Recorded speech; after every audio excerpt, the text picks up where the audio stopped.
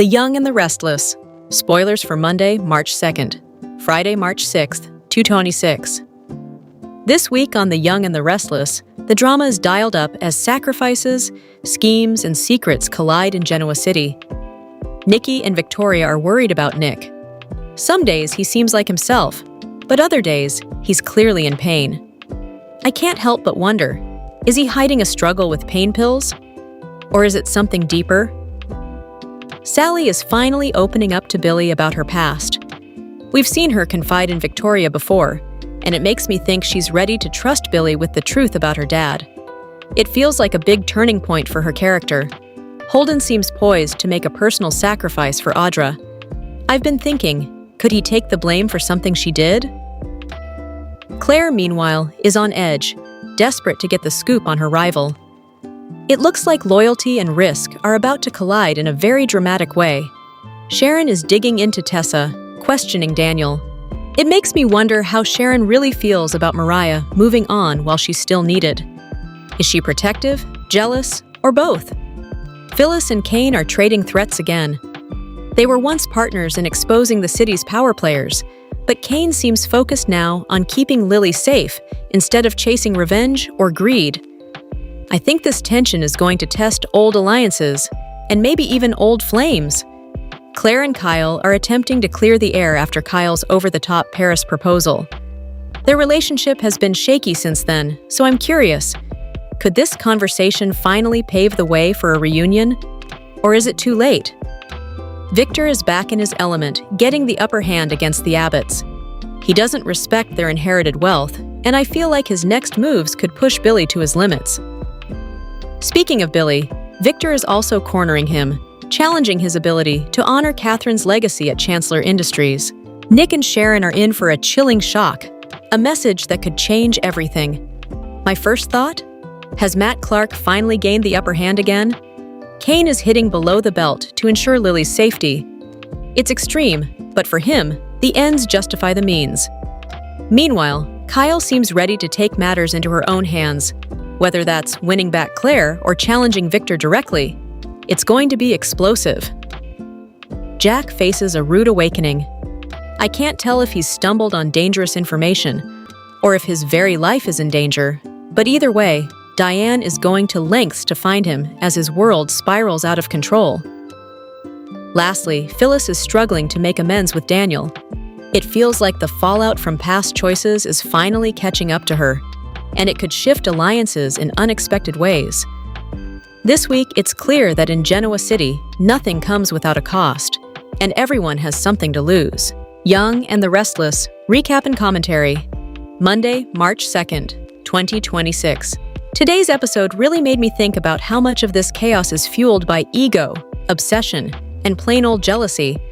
I may be wrong, but to me, this felt less about business drama and more about bruised pride and unfinished emotional business. At Society, Claire runs into Kyle, and I couldn't help but notice how natural they feel together. She says she's just there for an empanada and to read her dad's book, but I think she needed the distraction. Everything at Newman is exploding, and Kyle openly admits he hopes it works out for everyone, except Victor. That little jab? Classic.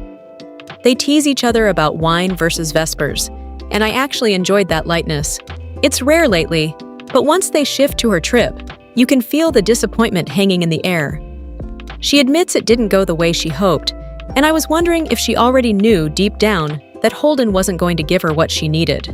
Kyle assumes she came up empty-handed about Audra's secret, and Claire confirms that the mysterious gallery guy disappeared.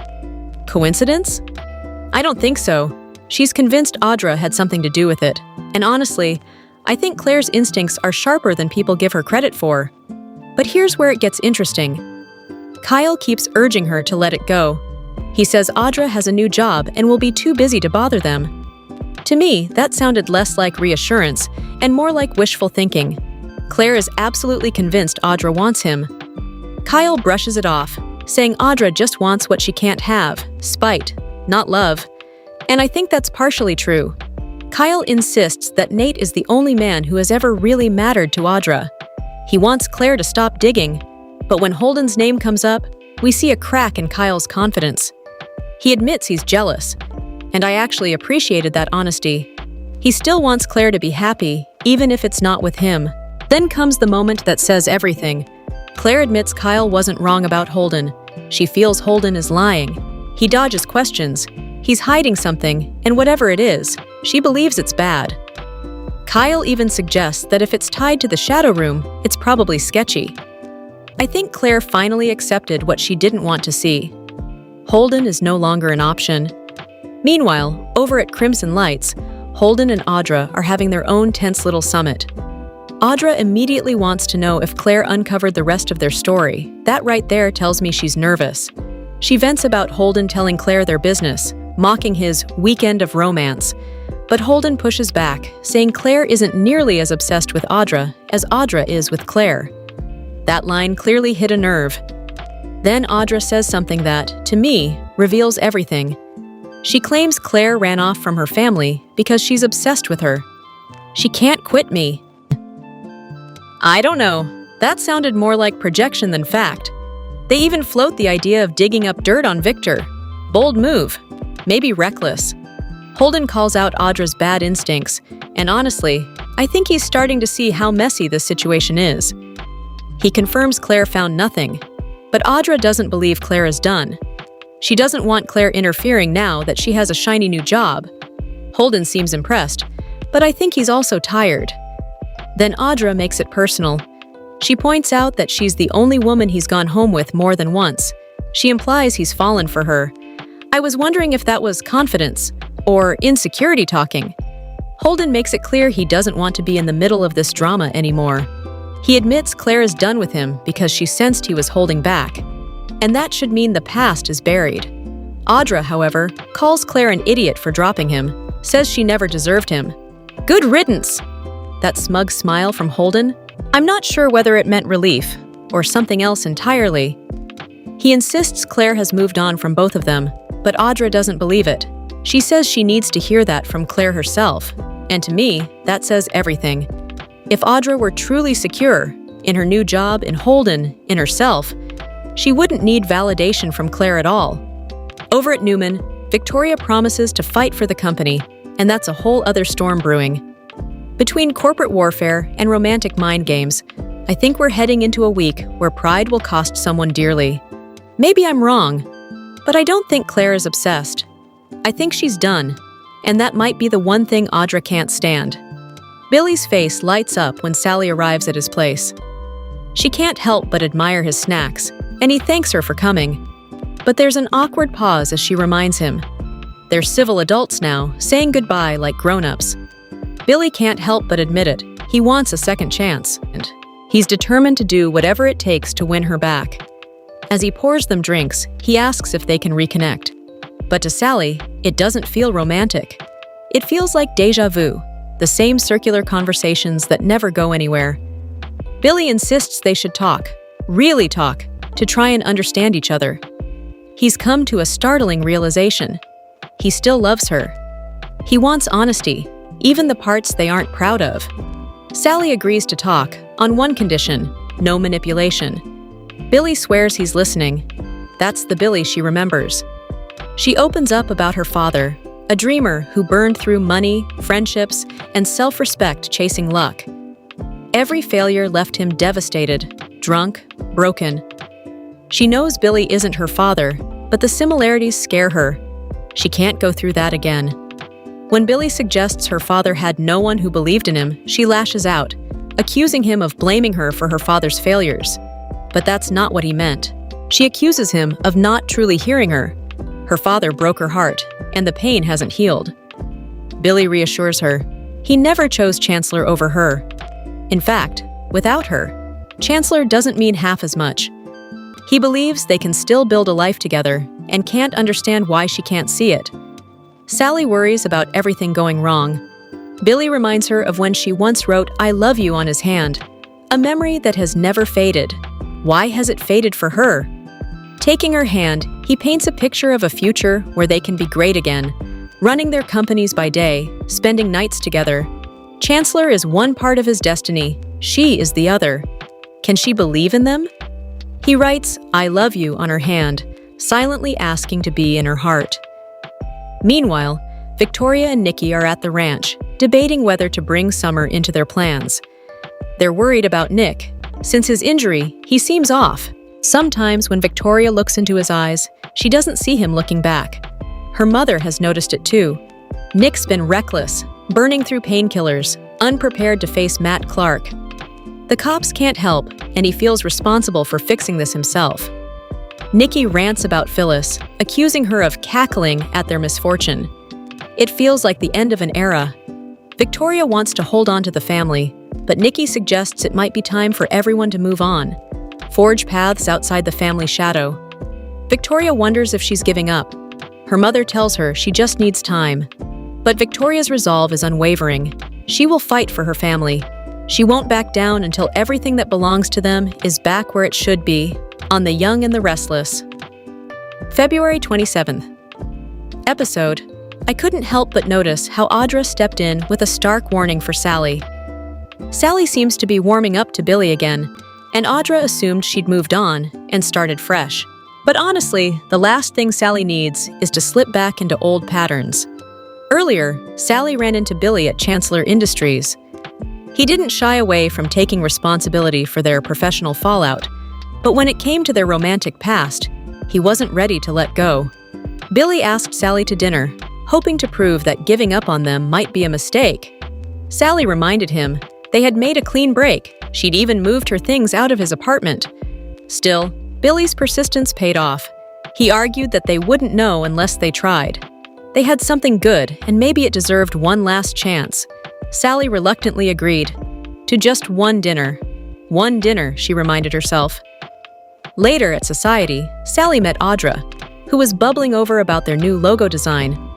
But Audra could immediately tell that something was weighing on Sally. When Sally confessed she'd run into Billy and had agreed to dinner, Audra was stunned. Dinner? Really? Sally reassured her best friend that this wasn't a second chance. She just didn't want to leave things on a bad note. To her, this dinner was a final goodbye for both of them. But here's the thing, I can't ignore it. Sally's already slipping back into her old habits. She's checking in with Billy, even though she technically doesn't have to. She has the freedom to move on, but instead, he's the first thing on her mind. Sally insists she's not letting Billy talk her into reconciliation, and Audra is right to push her to think about herself first. This is crucial. Sally needs to focus on her own life, her own career, and her own happiness. She doesn't need to worry about Billy or Chancellor Industries anymore. She made that choice, and I hope she sticks to it. If there's one thing you can always count on, it's Kate Linder turning her star power into something amazing for charity. And of course, rallying her Genoa City friends along the way. Now that winter is finally loosening its grip, Kate is heating things up and setting her sights on sunny South Florida. She's kicking off the Kate Linder and Friends first annual charity tea for Camp Dream on Sunday, April 12th.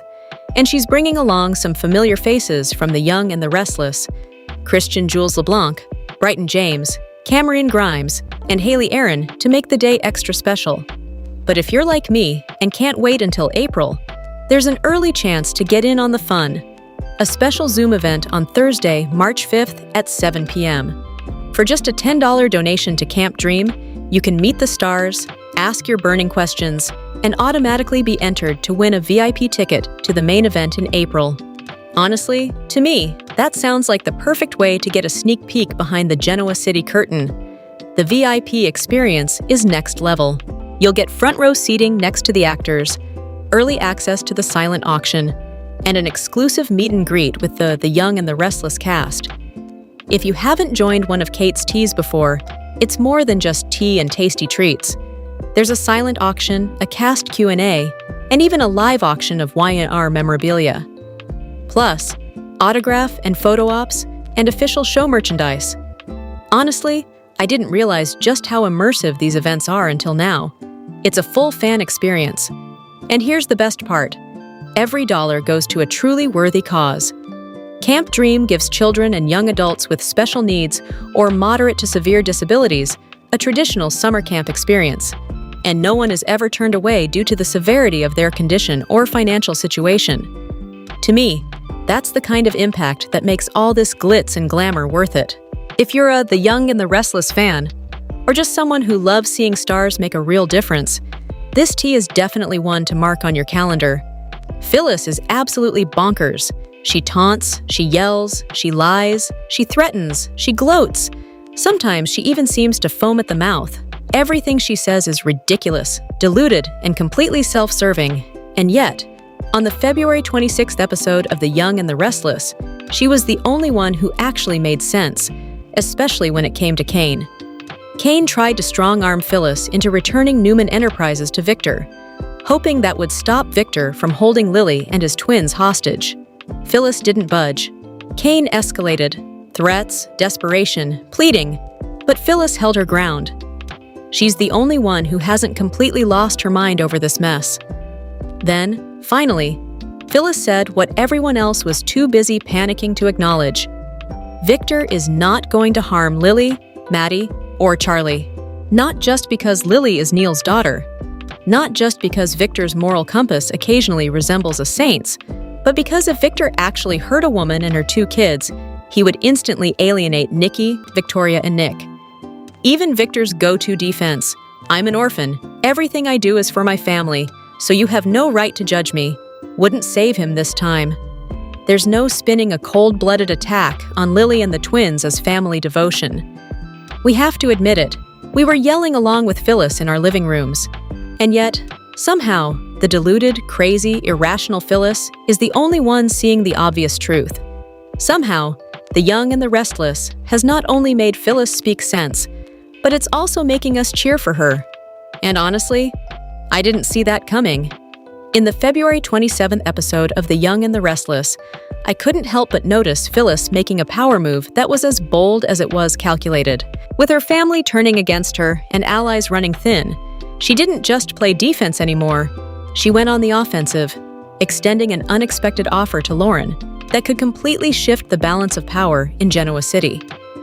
Watching Phyllis settle into Victor's desk at Newman Enterprises, I thought, wow, she's really embracing the position she fought tooth and nail to take. People might have judged her actions, but Lauren's approach was different. Instead of criticism, there was admiration. Lauren recognized that Phyllis had done what few could. She took down Victor and claimed the throne. To me, that validation seemed to hit Phyllis harder than anything else. Phyllis admitted her children had cut ties, but she stood firm. She insisted every move she made was for their future, even if they couldn't see it yet. Still, there was this lingering isolation I couldn't ignore. A sense that all the power in the world didn't quite fill the gaps left by family. Lauren, perceptive as ever, pointed out what I was thinking too. Power comes with a cost, and Phyllis was paying in loneliness. Even as Phyllis argued that the Newmans deserved everything they got, I could see the strain underneath her confident exterior. Then came the moment that really shifted the game. Phyllis didn't just sit alone at the top. She extended an offer to Lauren. But this wasn't about friendship or sentimentality. It was strategic. She pitched it as a partnership, an opportunity for both of them to seize control of the future together. And honestly, it was brilliant. Lauren isn't just a random ally. She's deeply connected across Genoa City. Business, family, influence, you name it. If she says yes, Phyllis gains legitimacy and strength, turning her isolation into a genuine power base. Suddenly, she's not just the lone wolf anymore. She has someone in her corner who isn't trying to tear her down. What struck me most is how this moment reframed Phyllis's mindset. She's no longer dwelling on what she's lost. She's building something entirely new. The offer to Lauren was calculated, cold, and undeniably strategic, and it shows a side of Phyllis that's willing to play the long game. This move could change everything. If Lauren aligns with her, Phyllis isn't just dangerous, she becomes a force to be reckoned with. And one thing is crystal clear, she's not apologizing, she's not looking back, and she isn't letting anyone, including her own family, stand in her way. Phyllis is moving forward, and Genoa City better watch out.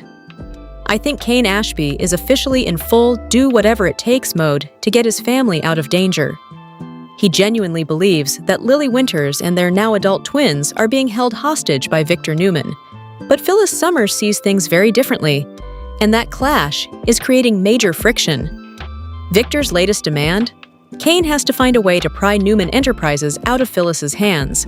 At first, Kane thought that was impossible, but a few days of reflection and a particularly tense showdown with his former brother-in-law, Devin Winters, seemed to have sharpened his focus. Then Phyllis shows up in what Kane calls the train car, though honestly, it's more like a mashup of living quarters and business office, pure soap opera style. And before we even dive into that, I have to ask, how is Kane funding any of this now that Victor dissolved Arabesque? According to Kane, he has trains like this all over the world. Remember that disastrous south of France party last summer? Yeah, that same train. And yes, it was a total catastrophe for the recast Kane, aka the former Aristotle Dumas. That storyline dragged on way too long, but maybe the writers intended that sense of suffocating tension, trying to make us feel trapped alongside the characters at Kane's chateau. Classic Victor, though. He lashes out at everyone after losing Newman Enterprises, yet refuses to take any blame himself. If he had listened to his wise wife and shut down the AI program, he might still be sitting comfortably in his top-of-the-line leather chair. Instead, he's gone after Kane's company and even Jabot. Victor's thirst for power, a flaw that's haunted him for years, is now coming back to bite him big time. Meanwhile, Nick Newman sees that Phyllis isn't giving up the empire she stole. He's warned Sharon Newman, who still wants to trust the bond she formed with Phyllis during last year's kidnapping ordeal. And speaking of Sharon, Morrow is delivering an impressive performance as a character hooked on a substitute for a real painkiller. Nick's head isn't completely lost. He's saving his real wrath for Matt Clark, the more immediate personal threat. Phyllis, of course, has zero interest in helping Kane. She might even rebrand Newman Enterprises as Summers Limited. And her ruthless approach reflects Sharon's earlier observations. Stafford's character is riding high and determined to stay there, at least until she inevitably overplays her hand, as Nick predicted, and risks losing it all. In the meantime, she has to deal with Kane and his enforcers, which is only adding fuel to the fire. Y&R fans, buckle up. This saga is just getting started, and Kane's desperation, Victor's ego, and Phyllis's unyielding grip on power are making every move feel like a high-stakes chess game. On a train, apparently. I've been thinking about Adam Newman on The Young and the Restless, and I can't help but wonder, could he be on the verge of some life-altering news? Something that might shake his world and test his relationship with Chelsea Lawson in ways we haven't seen before. Right now, Adam and Chelsea seem to be in a good place. Their romance feels steady, almost peaceful. But knowing Chelsea, she can't help but worry. I mean, after everything she's been through, the thought of marriage, or even just fully opening her heart, might feel like tempting fate. It's like she's afraid that finally finding happiness with Adam could invite a disaster she isn't ready for. And let's be honest, with Y&R, calm rarely lasts for long. Which brings me to the buzz about an upcoming trip involving Adam and Nick Newman. Rumor has it, the storyline might take them all the way to Las Vegas. And that's where things get interesting. Vegas isn't just a backdrop, it's a place tied deeply to Adam's past. Remember when he lived there under the alias Spider before returning to Genoa City in 2019? This trip could open the door for him to reconnect with some old acquaintances, and maybe even old flames. Just imagine the tension if Adam runs into a former love interest amid all the glitz and chaos of Vegas. Chelsea's reaction could be explosive, and the show could have so much fun exploring that jealousy and insecurity. But it doesn't stop there. What if Adam's time in Vegas left more than memories behind?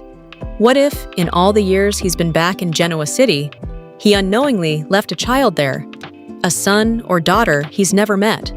That kind of revelation would be a classic Y&R twist, completely upending Adam's life. And if that's the case, Connor Newman could soon discover he has a half-sibling he never knew about. So what starts as a seemingly simple trip to track down Matt Clark could spiral into something far more dramatic for Adam. Old flames, past secrets, maybe even a surprise child. For Adam, Vegas could bring not just excitement, but challenges that test everything he's built with Chelsea.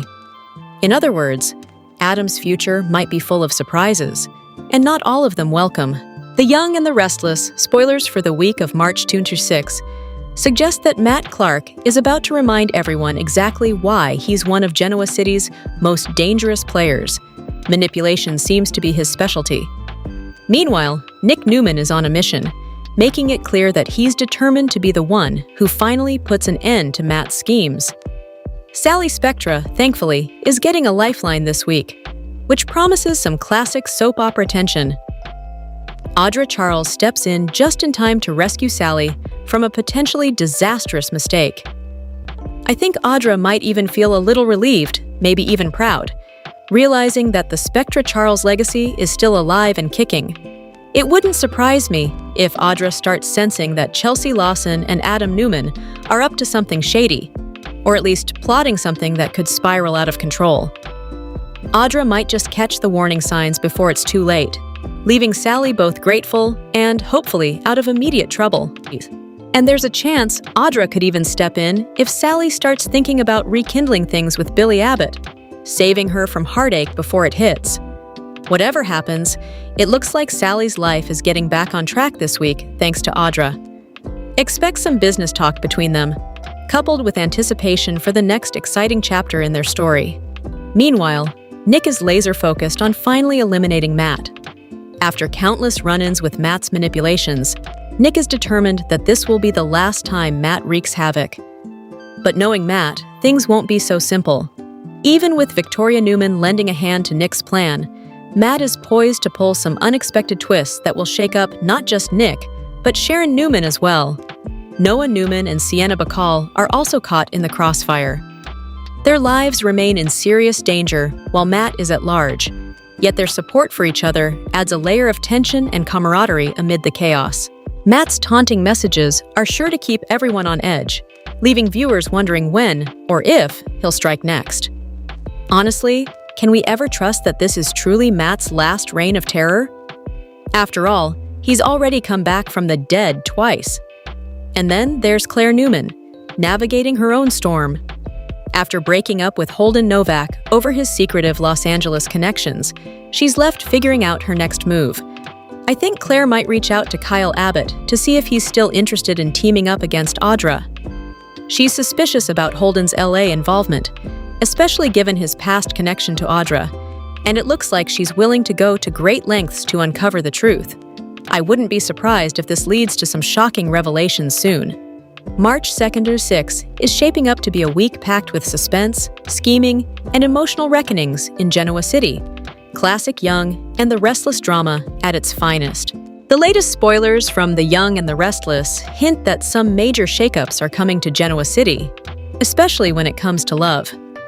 Couples are flipping, flopping, and honestly, no one seems safe. Adam Newman is running into trouble with Chelsea Lawson. I can't help but wonder if their relationship will survive, especially with Adam's manipulative past creeping back into play. Rumor has it, Adam and Chelsea are about to explore some pretty dark territory in 2026. Will Adam betray Chelsea if it earns him a little praise from Victor? To me, it seems almost inevitable, but I could be wrong. Meanwhile, Sally Spectra is back on the single scene after splitting from Billy Abbott. Phyllis Summers, on the other hand, seems to be wandering in the dark, unsure of what's coming next. And then there's Sienna Bacall, possibly returning to town with Noah Newman. But here's the twist. Noah has history with Audra Charles, and they definitely have unfinished business. With Audra no longer chasing someone else, could Noah and Sienna try to rekindle their romance? I'm curious, because it feels like Sienna might be thinking about leaving town again, either due to Matt Clark's scheming or her doubts about being accepted by Noah's family. Speaking of Matt, he's running around free and looks like he's hunting for revenge. He might have his sights set on Sienna first before turning his focus to the Newmans. If Sienna leaves, will it be to escape danger or just to escape heartbreak? On a slightly lighter note, Nate Hastings and Victoria Newman are starting to reconnect. Victoria is still grieving Cole Howard's untimely death, but there's potential for a new spark there. That said, Victoria could easily sabotage things by covering for Victor Newman and his fake kidnapping. Soap drama is nothing if not messy, right? Phyllis and Billy might find their way back to each other now that Sally has dropped Billy. This could also open a door for Sally and Adam to reconnect. Honestly, Phyllis dreaming of a reunion with Billy has been in the works for months. Maybe the writers are finally ready to explore it. One thing's for sure, Phyllis would be crazy to trust Kane again, especially after double-crossing him. And then there's Nick and Sharon Newman.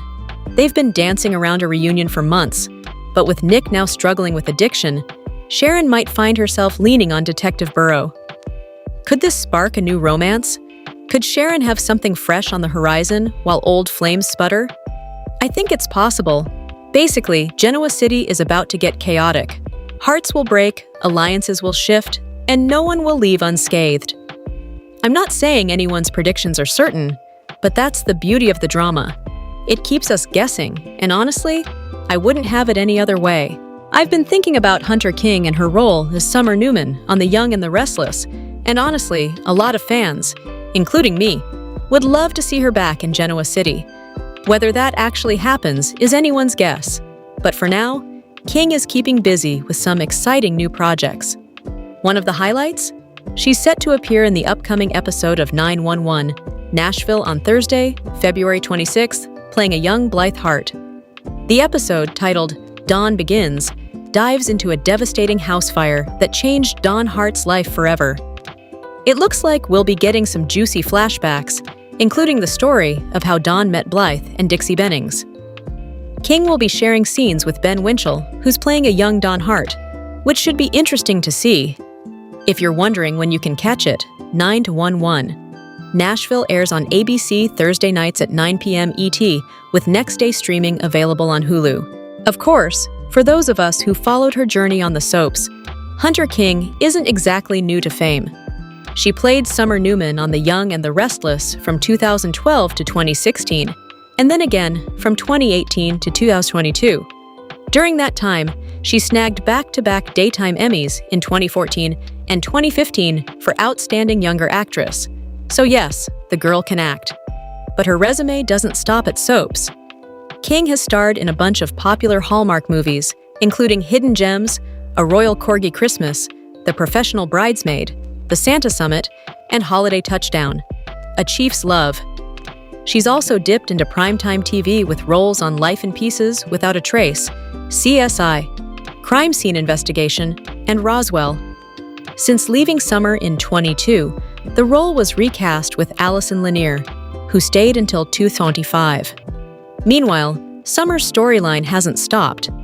She's living her best life in Italy, and the character continues to be referenced in Genoa City dialogue. But will Hunter ever return to reprise the role? Honestly, only time will tell, and I'm kind of holding out hope. For now, it's exciting to see Hunter King branching out and exploring new characters. I, for one, will be tuning into 911, Nashville to see what she brings to Blythe Hart. The Young and the Restless spoilers for Monday, March 2nd, spotlight Billy making one last-ditch attempt to win Sally back. He's counting on his old charm, but Sally isn't buying it. And when she explains why she can't be with him, it's not really about her. It's all on him. Billy probably thinks he can talk his way into forgiveness, the way he did with Victoria for years. Guilt trips, whining about how she didn't support him enough, insisting it meant she didn't love him. But Sally isn't Victoria. She didn't grow up under Victor's master manipulator training. Still, Sally carries her own baggage, and she lays it out for Billy, showing why she can't be with someone like him. Of course, he won't listen. Classic Billy. He thinks it's all about him, but this time it really isn't. Meanwhile, Nick is a grown man. A grandfather if you count Summer as Harrison's mom. Yet Nikki and Victoria still worry about him like he's 10 years old. And that's understandable. You never really stop worrying about the people you love. But there's a fine line between concern and control, and these two often cross it. Considering their role model is Victor, it's no surprise. They think they're just expressing love. Honestly, there's not enough therapy in Genoa City for this clan. And then there's Holden. He swore to Claire he's done helping Audra. He even told Audra the same thing. But when it counts, he's back in her corner. So what is this? Lies, bad judgment, or the fact that Holden has deeper feelings for Audra than even he's willing to admit? Either way, he can't seem to stay away. Monday promises more of the manipulations, guilt trips, and complicated love that make this show endlessly addictive. And it's clear that in Genoa City, the past is never really past. Victoria is proving she's not someone to mess with on The Young and the Restless. With her family's company and legacy on the line, the Newman princess is pulling out all the stops to save it, even if it means playing dirty. Ever since the hostile takeover of Newman Enterprises, Victor has been on a mission to reclaim his company. But he's not fighting alone. His daughter Victoria is right there beside him, willing to do whatever it takes to bring Newman back under Newman control. Phyllis and Billy are no pushovers, but to me, Victoria has emerged as the bigger threat. Knowing that Philly likes to play dirty, Victoria decided to take a page from their book, hitting them where it hurts by targeting their kids. She followed through on her threat to Billy by sending Johnny and Katie away. Now Victoria's setting her sights on Summer, trying to convince her to cut ties with Phyllis. It's ruthless, strategic, and honestly, I kind of admire it. While some fans are critical of her tactics, others, especially on Reddit, are loving her newfound bite. One poster wrote, "Men on the show do worse. Why can't she be ruthless?" Yeah, she's preaching like her father is a good man, but everyone does that for their parents unless they're mad at them. Go Queenie, another chimed in. I love Victoria.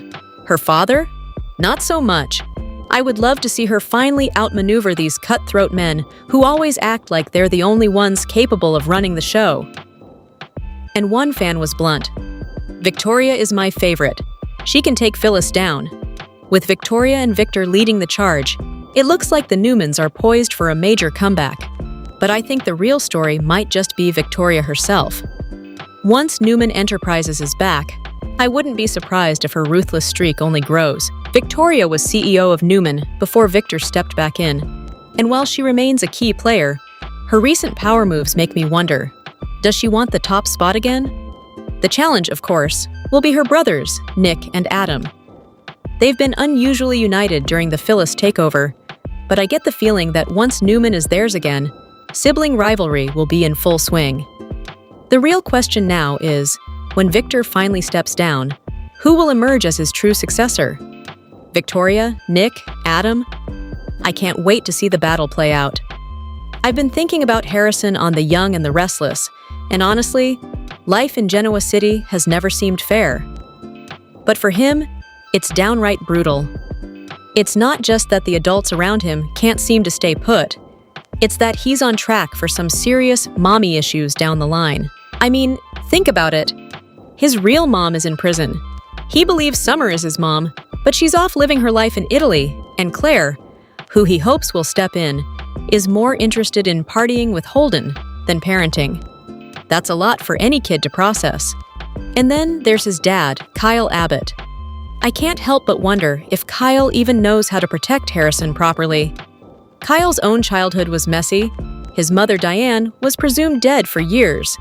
And he's still sorting out his own adult baggage. So maybe he's trying, but the kid's caught in the middle regardless. Of course, the internet had plenty to say about this. One fan wrote, "I'm confused why he has no contact with his mother. Tara was a white-collar criminal, not a murderer, and she served enough time for her embezzlement scam. I guess they just want her to disappear." Another pointed out, "Doesn't everyone in Genoa City have mother or father issues? It's fitting that Kyle does too, plus daddy issues galore." And then there's this gem. His grandmother came back from the dead. The most significant mother figure in his life is the invisible Mrs. Martinez, who Jack keeps chained up in the kitchen. Poor kid. So yeah, if you're following Harrison's journey, buckle up. Life in Genoa City isn't getting any easier, and the only way to see what happens next is to tune in every day. The Young and the Restless airs weekdays on CBS.